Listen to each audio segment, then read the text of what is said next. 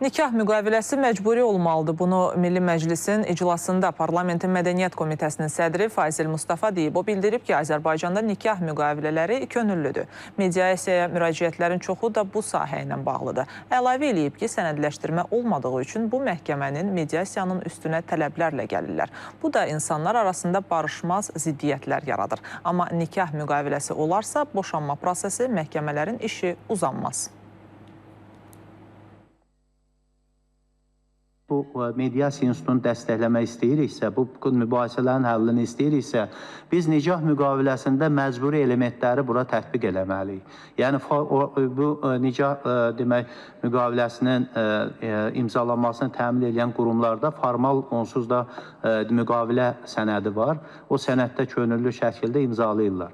Amma konkret olaraq kim kimə nə verirsə və sabah hansısa bir boşanma ehtimalı olanda o məsələ gündəmə gələndə ki, konkret nə verib və nə alıbsa, məhkəmə birbaşa onu icraya yönəldir. Artıq onu mübahisələndirmir.